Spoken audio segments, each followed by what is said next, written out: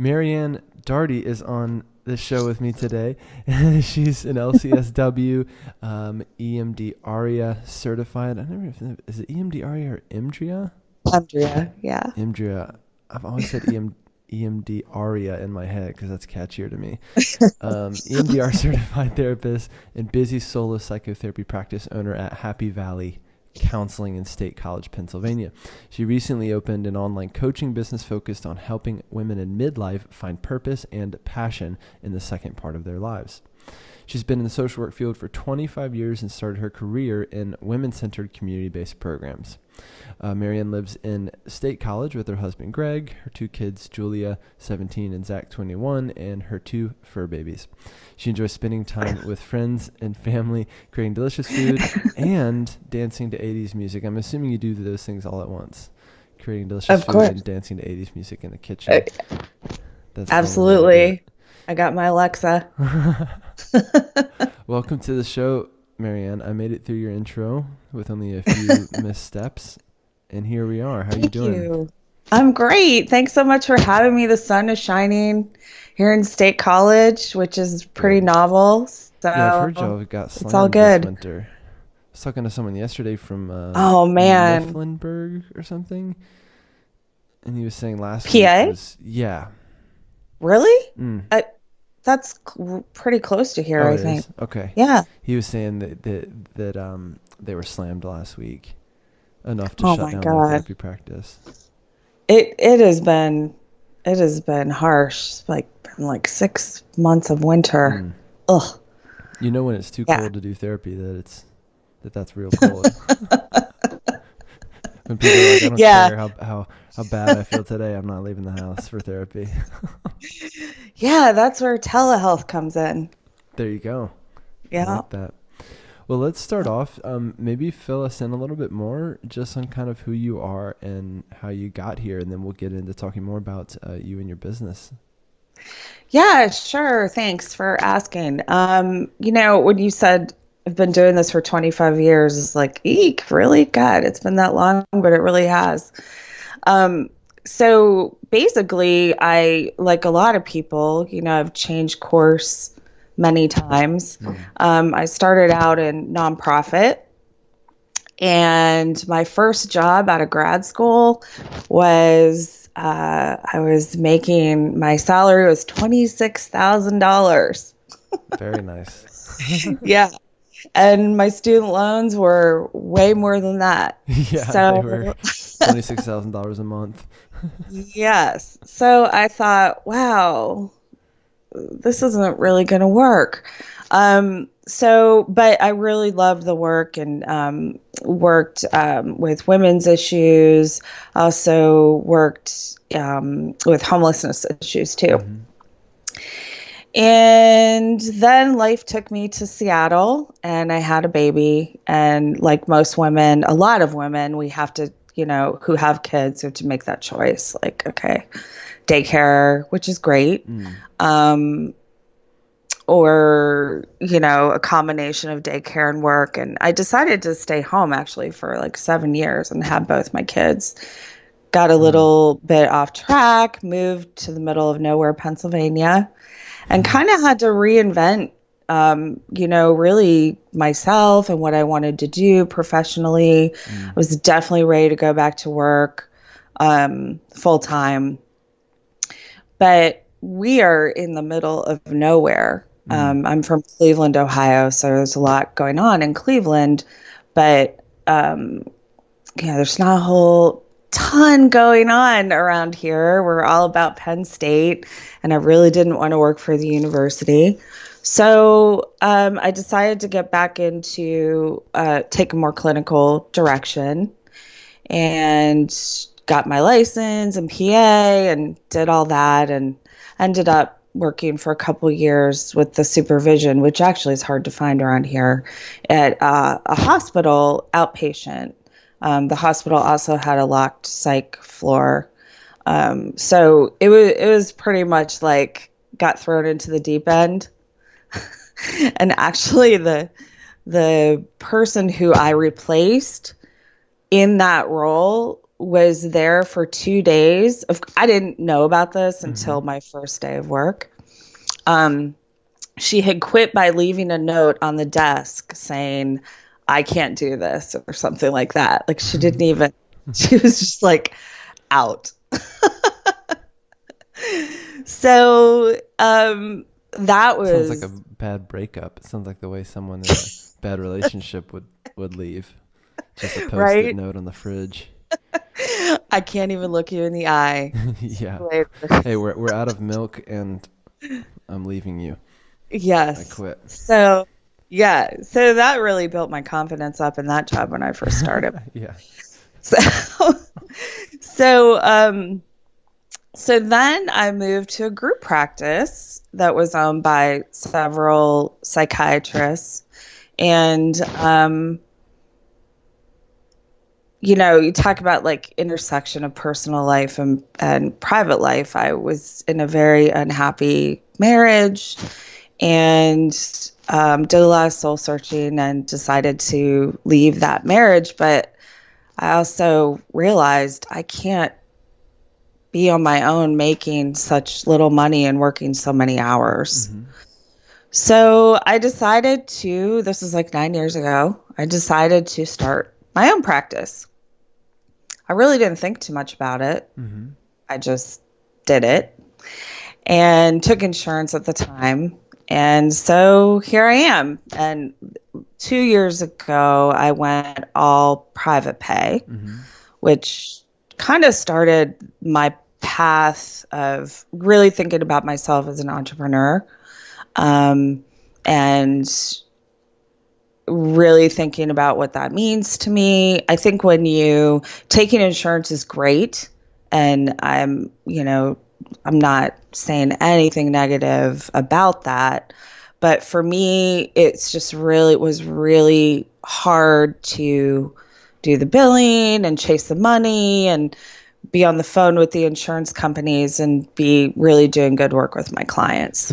Mm-hmm. And I really didn't want to hire anybody to do all that for me. So here I am. What have been the hardest parts of private practice for you?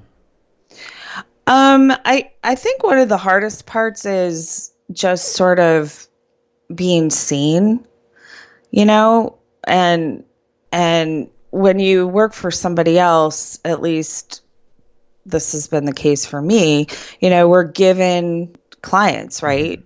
So somebody calls, the intake person gives you whoever, and you just got to figure out how to do it. Yeah. You Um, take that part for granted a little bit until that part's all up to you. yeah, it's like you don't love it at the time, but going out on your own really forces you to think about those things. Mm-hmm. Who do I want to work with? How do I present myself to them to offer what I have to offer, um, in a way that speaks to them, and also so they can see who I am. Um, and and the shift from that has also, I gotta say, has been really challenging too, because I'm older. I've been doing this for a while, and it used to be that we were trained like blank slate, and I Mm-hmm. know a lot of us talk about this, but it's not okay to be transparent in these ways. It's Mm-hmm. really not okay to show who you Right. are. And I don't really like that. Yeah. That's not that I, talk about myself and my sessions the whole session, but I mean, that just is what makes you human. So I think that's been hard for me to make that shift. It's still hard for me. Yeah. And part of it It is was, becoming who you're going to become clinically, while at the same time getting better at communicating that to your potential clients and through your marketing. yeah, absolutely. Yeah. And like what makes you different. Mm-hmm. Um, and it's really, made me be really self-reflective about what kinds of clients give me energy, who I'm great working with, who I feel that sort of heart connection with. and the work. And I've always been really passionate about women's issues and love working with women. So yeah, that sort of vulnerability piece, that's not, we're not taught to be vulnerable as clinicians. And yet that's how we connect. Yes. Yeah. Ironic. It's hard for me to imagine you not being yourself in session. Just from knowing you. And I think like I really struggle with that. I think that's why that's why I started getting really burned out.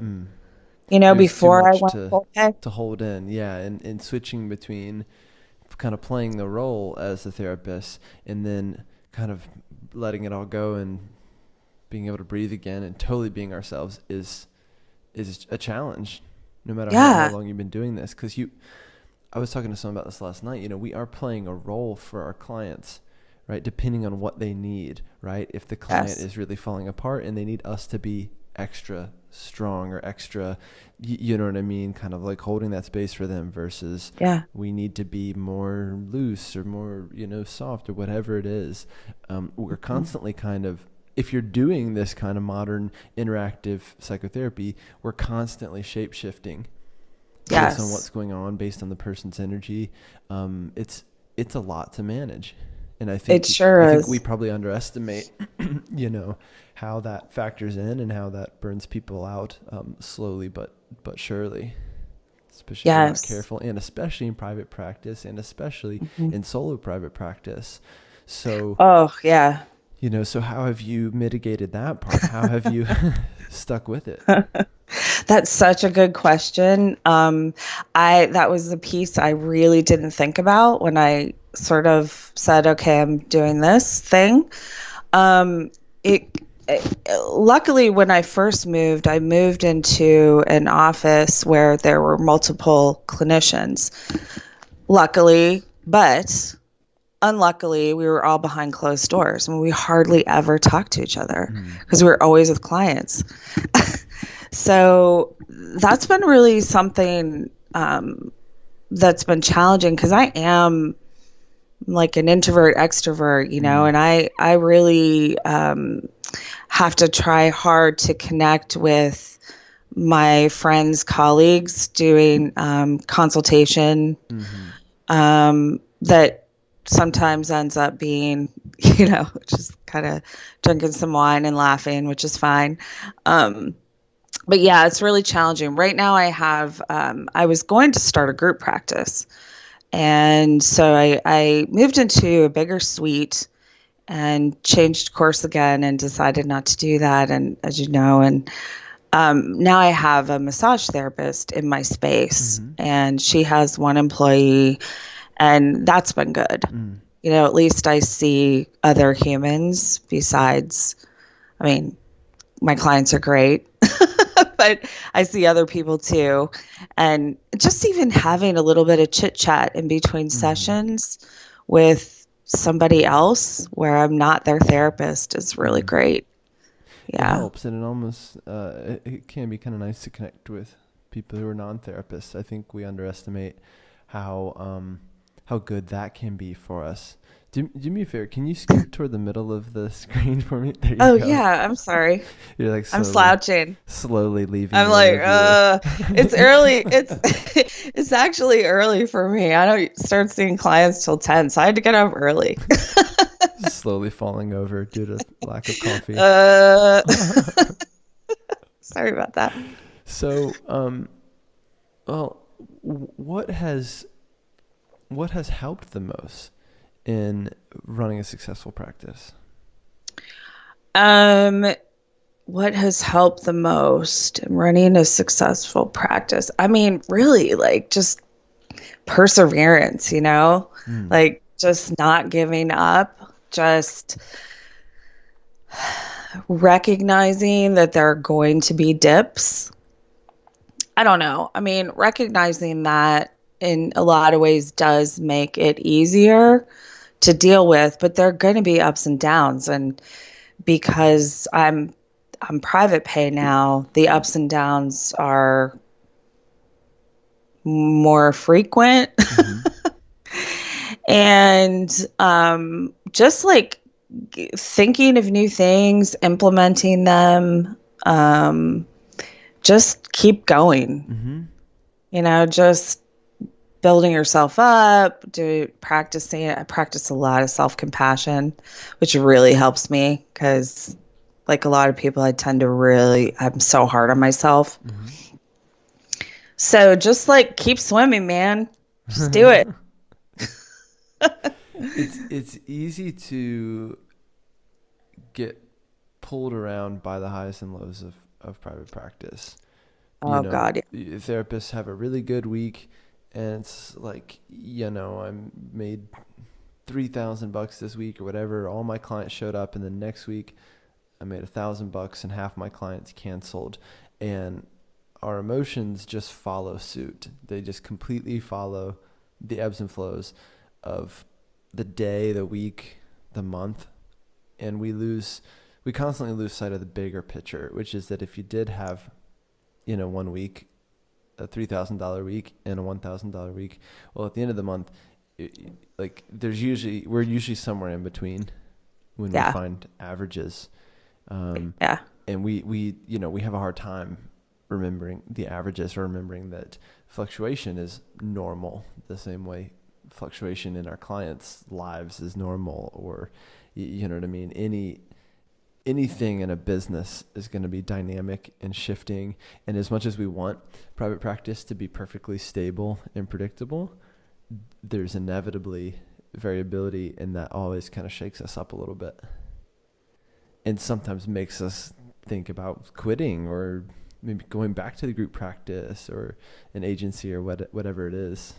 I think a lot of therapists have those thoughts Insurance, all the please time. take me back. Yeah, or get back on Oh insurance. my gosh. Yeah. Yeah.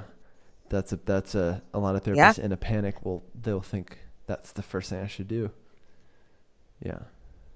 I also think it's been challenging for me with regard to moving to self-pay because I don't really, there's only one other clinician I know who is self-pay in town.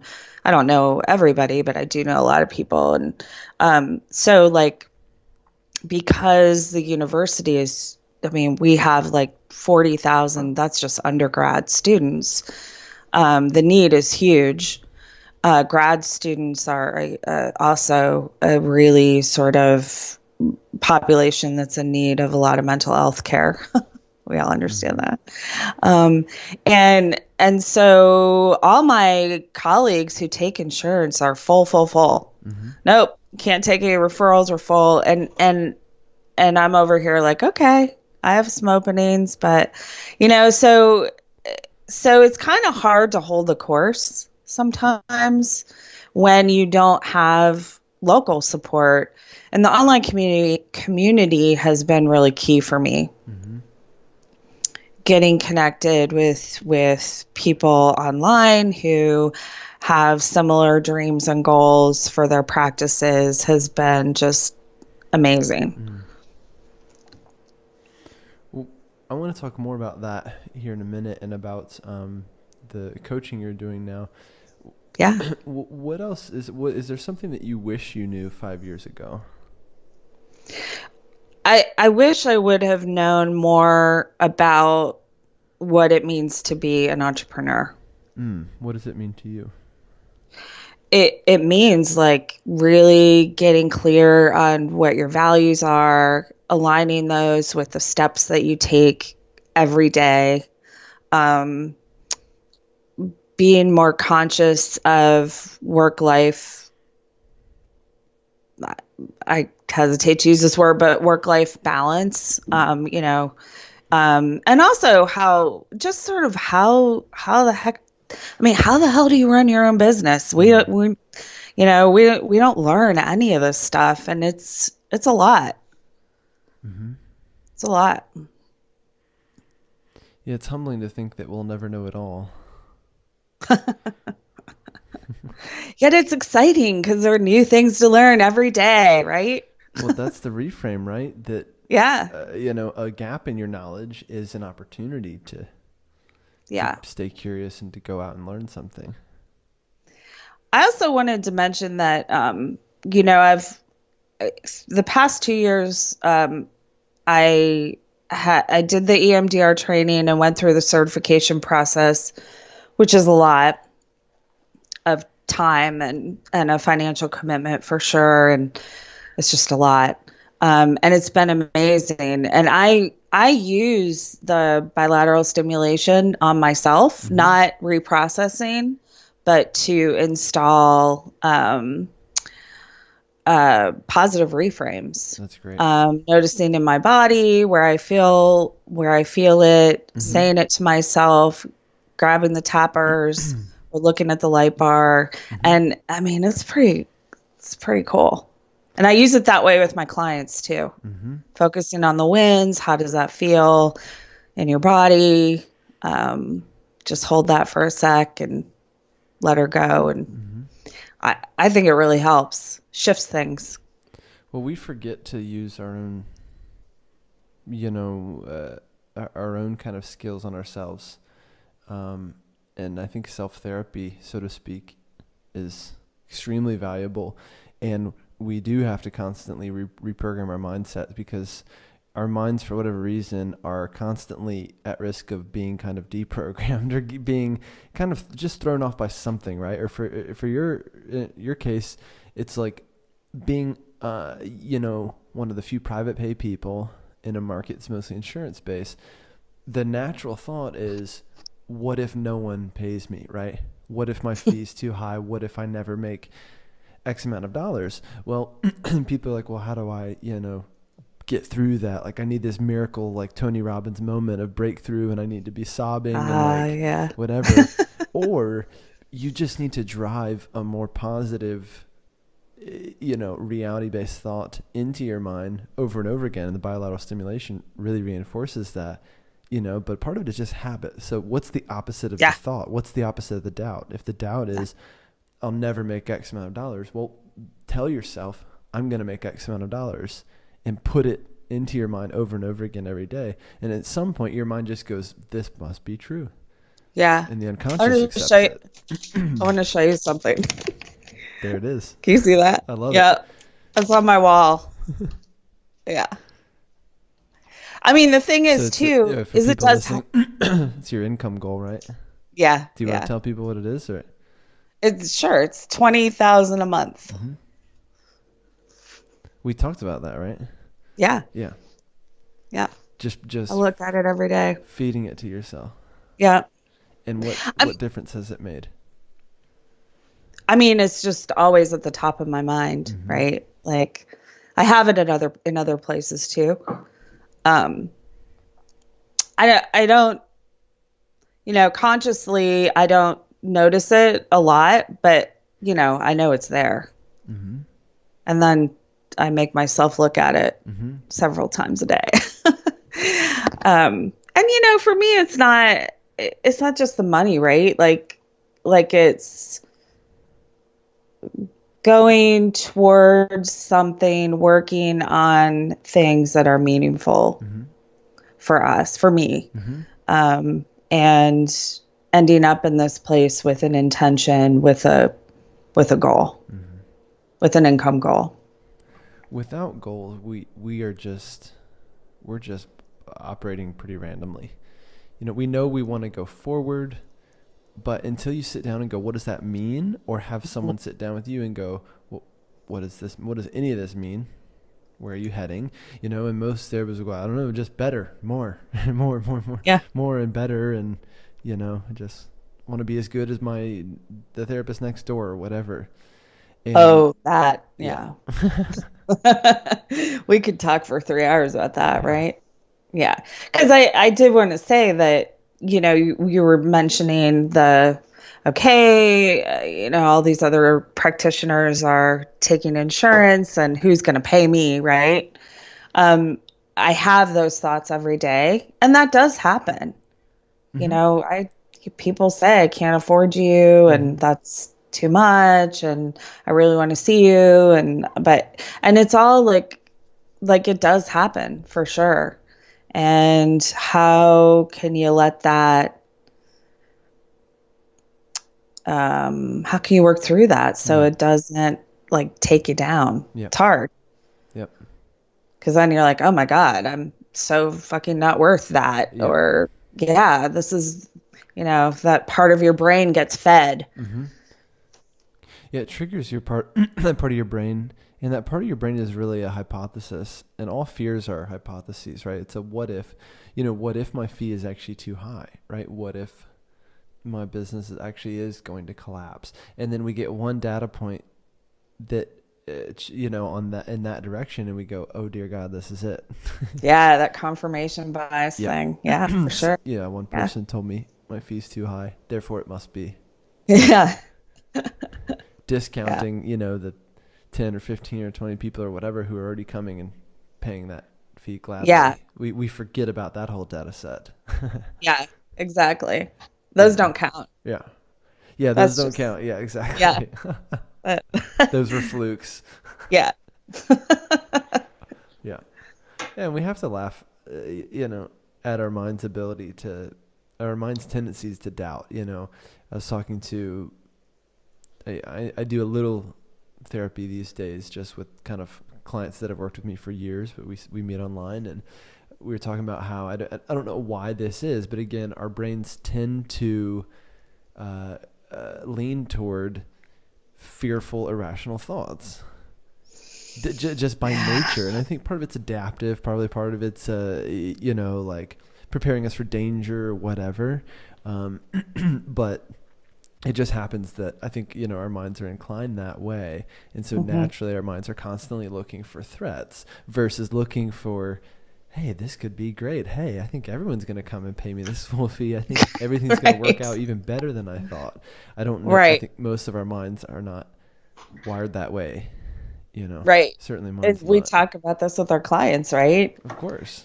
But we don't apply it to ourselves. Right. 'Cause Exactly. we know better as therapists. Yeah. Yeah. It's challenging working in therapy with other therapists. Mm-hmm. Mm-hmm. Yeah, of course. I mean, I think as a client, I'm probably super fun to work with, but yeah, me too. I find it challenging. No, I think I'm my therapist's favorite client for sure. Favorite student. Oh, I know I am. Yeah. No, time just goes so fast. Yeah. She hardly even has to talk, really. Yeah, that's right. Well, we've got a couple minutes left, and I want to hear you talk for just a minute about, and this is something that you were really kicking around more when I first met you and we first started working together a bit, was wanting to do more than therapy, wanting to work with more women in midlife, and also wanting to do more online stuff. So where are you at with that? And tell people what's driving that. What really fires you up about that? So in therapy, I love working with midlife women. I am a midlife woman, so I understand all that means, at least for me. And it's a really big transitional time. I mean, things are changing fast, and you look around and you're like, fuck, I'm like 50. What the hell? And so I see a lot of that doing therapy, and I see a lot of women who, and statistics back this up actually, a lot of women in midlife who want to like ditch their corporate job and do something that means something.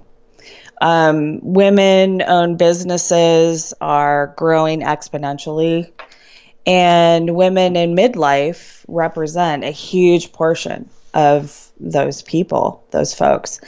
And so, there are certain things that come at this point in life. You're more financially stable. If you have kids, they're older. Maybe your relationship is fine, and you're looking for something that is will connect you to sort of like your values, and like make your own money and not work for some nameless corporation in still what is a male dominated atmosphere. World. Yeah. World, yeah, for sure. Awesome. I can't believe that 75 cents to a man's dollar is still happening, but it is. So I'm like hearing this like in my therapy practice, and I really, as I've gone through my own journey, I really want to help women at my age with the mindset and the business savvy, because these are savvy women, right? Mm-hmm. They have all this experience and knowledge and probably some nest egg, who really want to do something with the second half of their lives that is powerful and meaningful to them and fills them up rather than depletes them. Awesome. Yeah, so I'm working on my first opt-in. That's what I'm working on. Content. Oh, Good, good. oh man. I'm so used to writing like papers. I went to a really small liberal arts school Yeah, for forget undergrad. papers. Yeah, It's totally different, right? it's totally different. You can be much more yourself, I think. Can and should be much more Yeah, yourself. In fact, if you're not, then yeah, you're really missing an opportunity. yeah, So, absolutely. That's that whole being more transparent thing though, which requires vulnerability, which is challenging. 100%. Yeah. So that's what I'm working on. I love it. Yeah, and the other other thing with content is people don't realize the only way to get better at content is actually doing content for a long And time. you mean and not avoiding it? And not avoiding it and not just going, oh, I need to take one more course or read more content myself so I can learn how to do content. Oh And my God, that's so me. it's like trying to learn how to play basketball without just playing basketball and being like, Yeah, I need the reps. you just gotta sit your ass down, right? You have to. Do it. And then Yeah. we look at other people and go, wow, theirs is so much better, or their videos are better, this and that. And it's like, well, how do you think they got there? Like hundreds of iterations, hundreds of Yeah. reps. So, Yeah. but I'm glad to hear Yeah, you're totally. getting in the reps. I'm, I'm working on it. That's right. I'm working on it. Time is challenging with all the other stuff, but yep, I'm in it. Awesome. Yeah. Well, tell us. So I'm gonna obviously put these links in the show notes as always, but wrap us up here and tell folks. Wrap us up with two things. One, what is the one piece of advice you wish every therapist could hear right now? And then number two, just wrap this up with how people can find out about you and get in touch. Okay. Piece of advice, I guess, would be just keep going. Love it. Yeah. Simple, but hard to do. Got Just it. keep going. Just get up, do it, do the thing. That's it. And my website is www.happyvalleycounseling.com. And I have a private Facebook group for midlife women. And I don't offhand know the link to that. I do. Oh, okay, cool. Facebook.com/groups/midlife women. Pretty simple. Thanks, John. Facebook.com/groups/midlife women. All one word. You'll find the Facebook group there, and then we'll put it in the show notes as well. Thanks. Marianne, thank you for doing this. I hope it wasn't as painful as you might have thought it could be. No, it was super fun. I was so nervous. And now you're It was not. super Look fun what though. happened. Yeah, just keep swimming, practice, Just right? keep swimming. That's it. Yeah. Well, Thanks hey, for the opportunity. I appreciate it. You're welcome, and thanks again for doing this. I'll talk to you soon. You're welcome. Okay, bye.